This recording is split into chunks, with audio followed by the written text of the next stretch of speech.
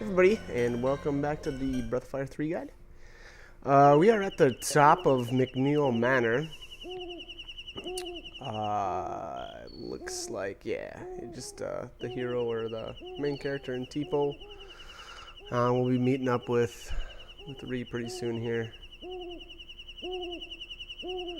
The roof does have an interesting or semi-decent leveling opportunity. For anybody that wants to just level a little bit. I don't know that I would say that the next boss that's coming up is difficult at all, but it does, like I said, it's a decent opportunity to level before the party kind of breaks up. And that is the good spot to level. I mean, it's the top is the good spot to level. It's just we need to read back in the party really to make it effective. So we'll be grabbing him in a second. One interesting thing, and I'll point it out once we actually get there. But I did forget to grab an item up here, so it was kind of funny. And like I said, I'll point it out, but. Hopefully you'll not make the same mistake I did. The important thing to know about the roof is that these greenish areas, it looks like algae, those spots are slippery, so once you step on it, you'll slide all the way down to the bottom. So you want to pick the right spot. In the grappling hook, I spun the camera so that you can see it, but see, it's way over there, so I actually had to go back up, run over, and then I just made sure that I had the right spot, so I ran out to that kind of outcropping on the top of the house there. Those spots are okay. You can step on those without sliding.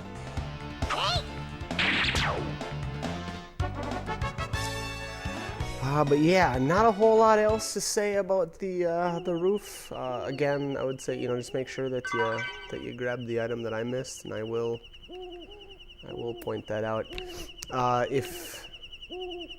If you notice that your stats are, quite a bit different than mine, that would mostly be because at this point in the game, you only have access to Migas, and if you've been watching the other videos, I apprenticed under him right away, and I didn't do any leveling, so I was, level 1 when I started apprenticing, so my AP total at this point is actually very, very high. I believe Migas, if I remember right, gives you 2 AP per level, as well as, I want to say, 1 intelligence. You take a hit to your power in defense, though, which may or may not be obvious to anybody watching. But like I said, my AP total will be quite a bit higher than if you leveled or you decided to level without using a master at all. So that would be, I guess, not using a master or not using Migas, you'd be at base stats, or if you picked up Migas quite a bit later than me.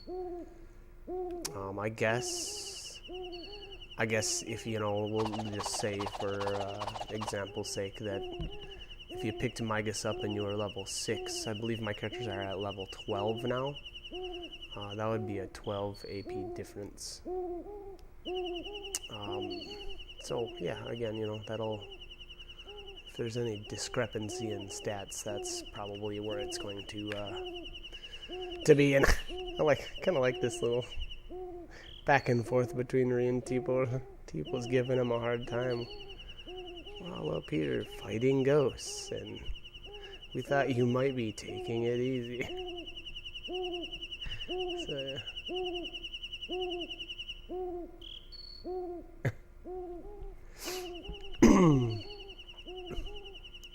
so Tipo gives him a little scolding. And up here is there's actually, like I said, there's 2 items up on the top of the roof here. One is the Swallow Eye, and you're definitely gonna grab that. Want to grab that, I should say, because of all the stat boosting items, I feel that those are the most difficult to get. that and the masters, you know, through I guess of all the stats in the game, I would say that agility is the most difficult to get. For one, because the items are spread out so much, and they're not easily farmed like a lot of the rest of the stat boosting items are. So I guess I'll get into that probably more once it becomes more relevant. But I guess I would say keep that in mind as you choose your masters. I, especially for this specific walkthrough, tried to avoid at all costs any excuse me, any masters that gave agility hits, I guess I should say, or agility penalties. And what I mean by that is, if a master was going to give me a negative agility modifier, I limited my mastering under that particular master as much as I could. There are certain masters that give, and there's the broadsword, and here this is funny because I obviously was looking for it, and then I did this battle and I must have just forgot about it because I didn't go back to pick it up. But I believe this is the first battle that I use Jolt on one of these Volts, and that is what makes or breaks this leveling spot in this game, or in this area. You wanna hit the Volt with the Jolt skill, so that it kind of powers up, and by doing that, it actually changes the amount of EXP that you get, as well as it will start using the Jolt skill itself. So you kind of have to be careful, because that Jolt spell can be kind of nasty. So in a nutshell, and there you go. See, I just I walked right past that broadsword and didn't even bother.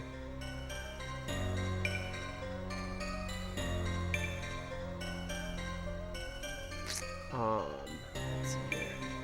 Oh, okay, so I came down here. This is actually to progress.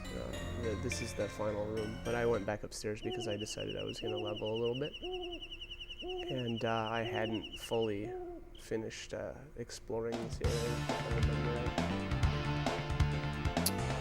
right. So again, long story short, like I said, back to the whole masters. I tried to reduce the amount of leveling under any master that was going to give me a negative agility modifier, and there's one master comes to mind, Fall, I think is how you say his name, Fahl. He gives you a -3 to your agility, and we'll get to him a little bit later, but he gives you a pretty significant agility reduction. So he has a couple of a couple of skills that can be learned by enemies as well. So I believe he has a skill at level 2, at level 4, and then at level 6. He teaches, I believe it's charge at level 2, which you can already get from these Volts. There it is.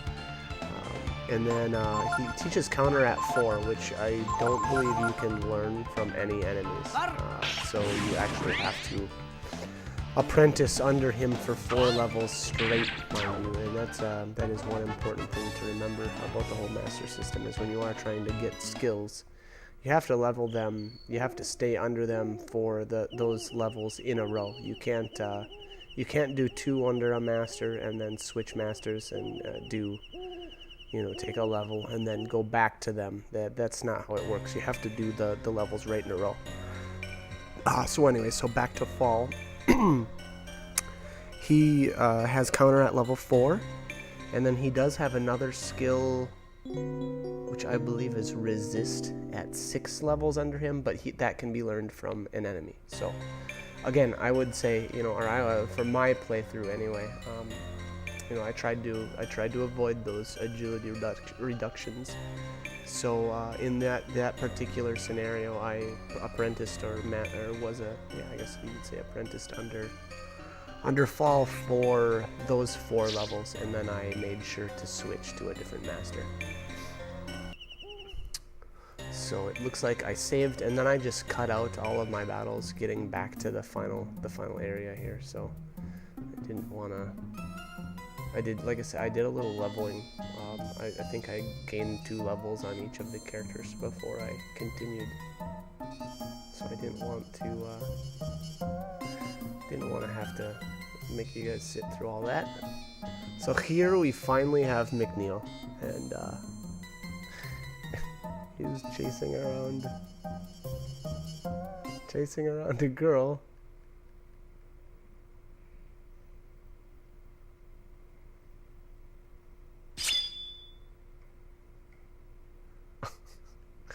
It's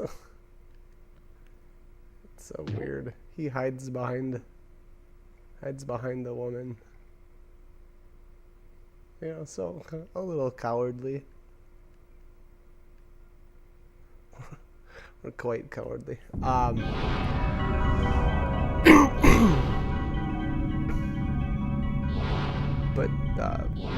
yeah, I mean, no, you know, McNeil kind of, I wouldn't say like tries to defend himself, but he just kind of, you know, he's like, you know, yeah, I collect axes, like, it's kind of like, so what? So, you know, an interesting exchange of words there, where it kind of, you know, even McNeil himself, you know, knows that he's not doing anything wrong. He collects taxes. He's the mayor. That's what mayors do. So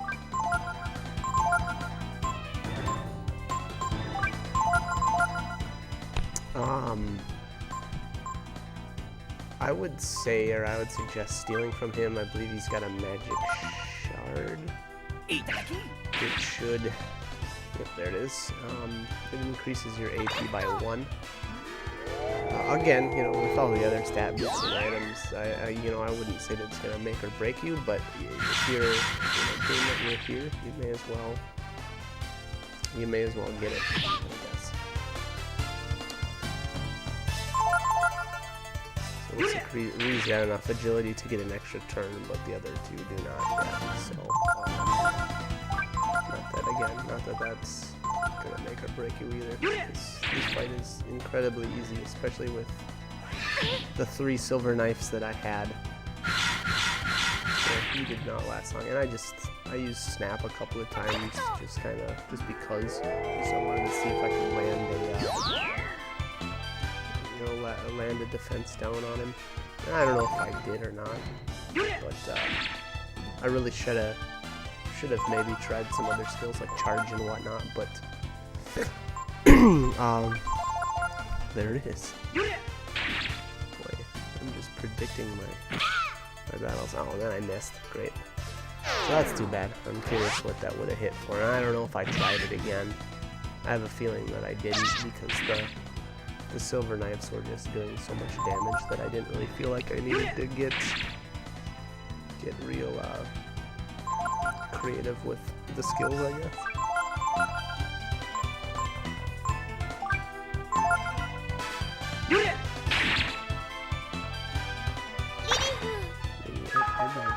Maybe I did use it again. Let's see if this one landed. Nope. Missed again. So, you know, I don't know. I assume that means that, you know, charge has a lower hit chance than like your auto attacks. Because I frequently miss things like jump and charge. Which is unfortunate, you know, because those skills would be quite a bit more useful.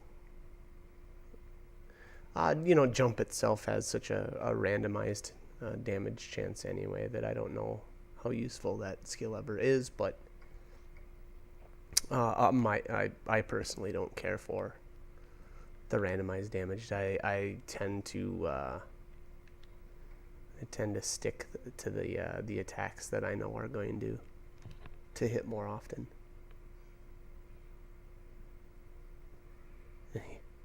Here McNeil just He's like, take the money, take the money. Robbers are more manly than you are, and they're little boys. He laughs and then he cries a little. Just wait, you little brats.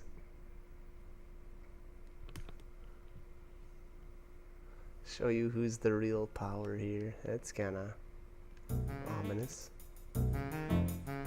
And he does. My friends, he does.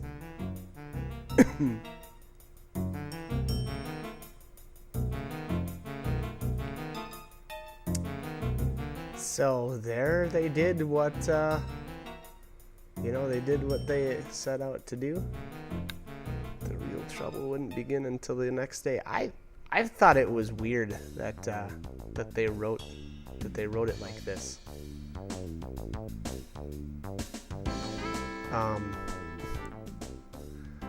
They definitely wanted to try going for the the Robin Hood type of thing, and I think a lot of people can I should say maybe know that tale, not necessarily relate to it, but Loki kind of paints it out that McNeil is kind of like the sheriff of Nottingham. Yeah, he's the bad guy, but he's really not. He's just the mayor doing his job. What he does with his own time and with the ladies is really his own business. But obviously it ends up being a pretty big mistake, and it's obviously too late by the time they realize it. But again, what I was saying though, I thought it was a little odd that I guess maybe once we get into the town, I'll explain it a little more. But so now, being that we're back in Cedar Woods, there's not a whole lot in the ways of leveling. So it seems more like a waste of time at this point, because you get so little from these mobs or these monsters as opposed to the ones on the top of the roof. So hopefully you did. If you wanted to do any leveling, hopefully you did it there. But anyways, I guess we'll just mention my thoughts on the story. But my assumption was that Loki tried to manipulated the boys into stealing McNeil's money with the intent of taking the money. And so I don't know if there was, they don't really tell you, there was some sort of disconnect between these three and Loki, because Loki doesn't end up getting the money. So either whether he was late at picking the money up from the doors, because I would assume that would have been Loki's plan, and no one would have been the wiser. The boys would have delivered the money to the front doors, and Loki would have picked it all up, and the boys wouldn't have known what happened. The people of the town wouldn't have known what happened. Other than I guess McNeil would have known that they stole. But that's not how it all plays out. So, like I said, very interesting how they decided to do this. And looks like I stopped here at Migas to get, I think, the last skill. I don't remember. I think I leveled up enough to get the final skill. Let's find out here. You deserve award. Magic Ball. Tipo gets Typhoon. There's the last ones. Okay.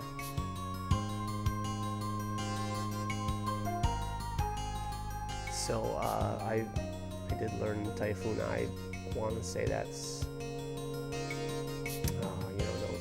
don't quote me. I want to say it's like something like 7 levels under Migas, and he'll teach you that. So if you started at 1 like I did, it's real easy to get.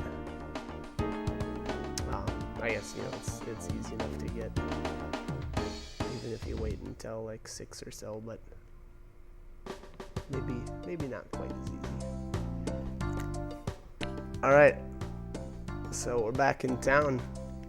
Gonna see what the people think of the boys. Break into McNeil's money, a manager take his money and then scatter it all over town. What were you thinking?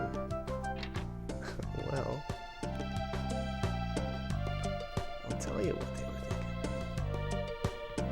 Return from the manor in a hurry. One of your pranks. So yeah, so something's up. That's not good. The people obviously did not take the money. They gave it back. And the word is out in town that the boys did it. So now the shops won't sell to you, which is kind of unfortunate. So yeah, she says, I didn't take anything. I gave the money back to Mr. McNeil. So yeah, so like I said, an interesting way they decided to write this. And they don't really explain why, like Loki didn't come by and grab the cash and then just run. That's makes more sense to me. But either way, that's not how it played out, and that's not how they wrote it. So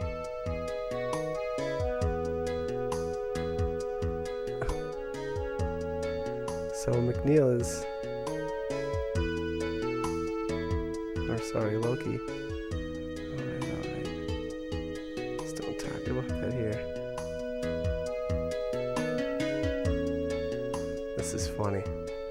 And that is the last time you'll be seeing Loki. I don't know if, I don't remember if Loki, I don't remember if you see him later or not. I just don't remember now. But, anyway, you won't be seeing him for a long time. So that basically right there is when he takes off. So he knows, he knows that things got messed up. Obviously, he didn't end up getting the cash, and it all went back to, basically to McNeil, and he's worried that, that he'll be, implicated in this crime. So he's, trying to tell the boys to be quiet and not to talk about it. So he just takes off.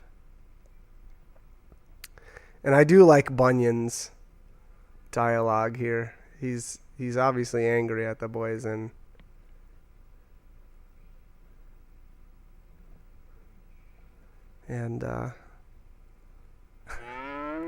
sounds pretty dangerous, doesn't it, Cal? So yeah, I don't know if he was just angry with the boys and didn't really want to talk to them directly, but he's just like, you know what, I got a few things to say, but I'm gonna say it to this cow.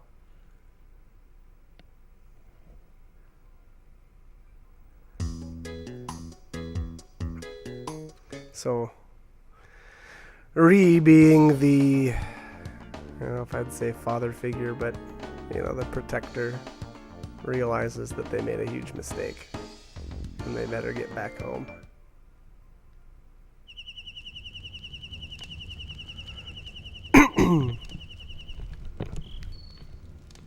Did you hear what he said?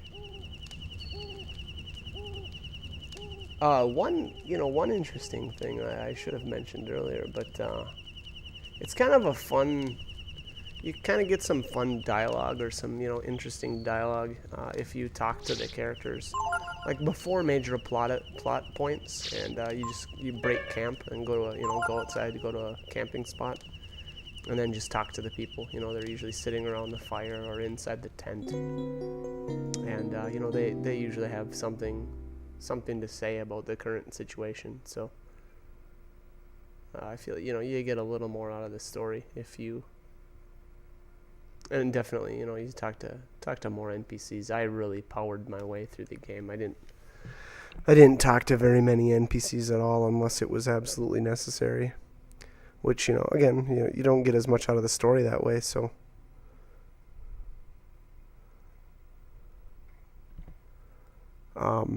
but anyway, so it looks like here's another spot where I just stood around for a while, just kind of hung out in the tent.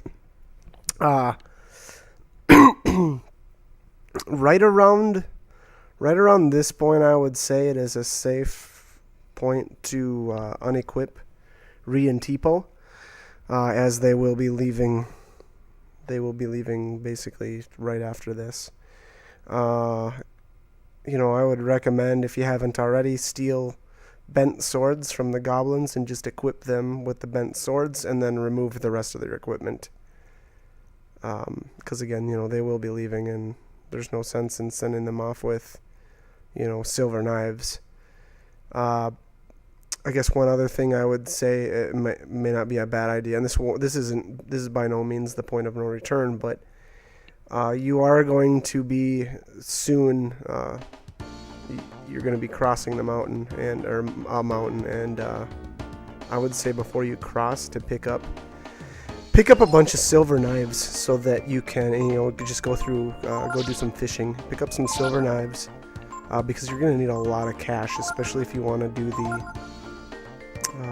the masters, if you want to pick up Delonzo, which is the 15. You need 15 weapons for that. And if you haven't already, again, pick up, go to one of these, go to that question mark up there. Go fight some man traps and steal a few, at least 2 pointed sticks. Yeah, that should about do it. And the reason being is once you get to the point where the spot where Delonzo's at, you won't have a whole lot of opportunity to backtrack. I shouldn't say that. It's just that once you get to Delonzo, if you want to get her the first at the immediate point that you can, you need to have already collected all these items. So here we have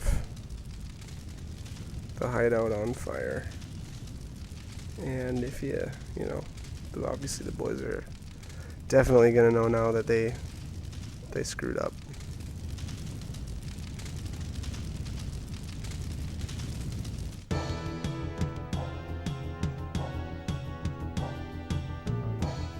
So here we have Balio and Sunder. And this was a good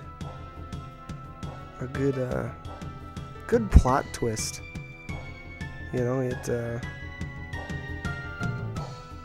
For a kid, I was probably only 10 years old, so this was probably an eye opener, maybe even a little learning experience for me. The consequences and the manipulation of Loki.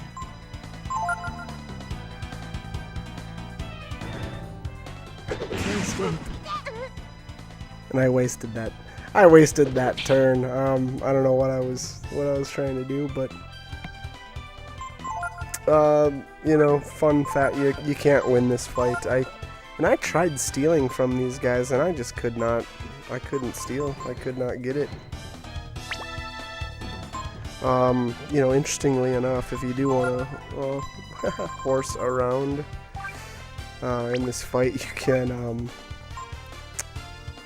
Yeah, it looks like I didn't de-equip my guys, before I did this, so that was a pretty huge mistake on my part.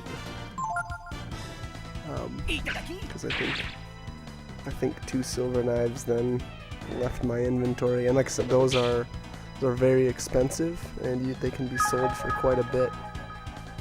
And that is definitely something I would recommend doing. By doing that, you will not have to. Yeah, there's lightning. That just crushed me. By doing that, you won't have to do a whole lot of, I guess I'd say, grinding outside of like Windia or something, because that is where the next shop is at, and there are some very, very expensive items there that you will need to pick up for the weapon. I don't know if I'd call it a weapon quest, but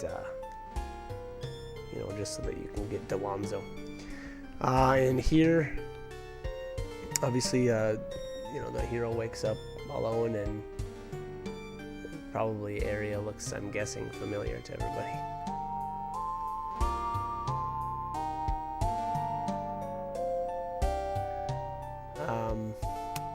So yeah, so that's you know, like I said, should be pretty easily recognizable. But Bunyan found you in the woods alone.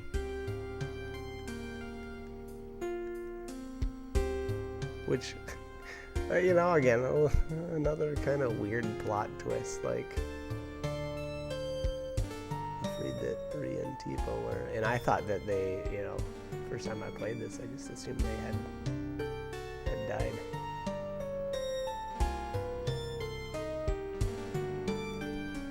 So that was a very tough turn of events. You know, now obviously the hero is alone, and you know, the battles definitely get a bit more difficult with him alone. Like I said, you know, Ray for one thing basically carries the team. I mean, he's, you know, between having Pilfer and Jolt and starting out so much higher in levels, he really does the brunt of the work for the team. And you know, and then Tipo is in, you know, frankly, a really good magic user too. So that's a good portion of your party that's just gone. And the hero, you know, in my eyes, he doesn't really come out into his own for a few levels yet. He's you know, depending on how you're building him, you know, he'll have a decent amount of well, he's got, you know, decent heals at the beginning of the game, and the protect spell, so that's great. But you know, he's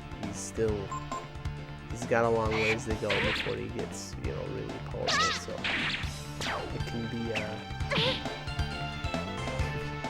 difficult point in the game, you know, to say the least. Luckily, you're not alone for very long, so that will change quickly. And at this point, this is where you can actually apprentice under Bunyan. Ready to try working for a living? So, you know, I don't know if I would say that, he doesn't really teach you, you know, it's not like really a tutorial on the Master System. He just kind of says, you know, I've learned that you know, the grown-ups need to teach you kids that you stay on the straight and narrow. But you know, so if you're going for a more of a physical-based hero, then you know, Bunyan will fit the bill.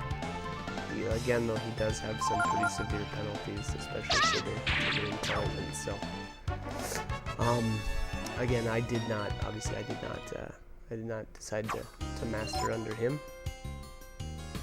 But anyways, that is finally the end of this video. So, like, comment, subscribe, whatever you want to do. But I hope you keep watching and join me for more videos. All right, thanks for watching.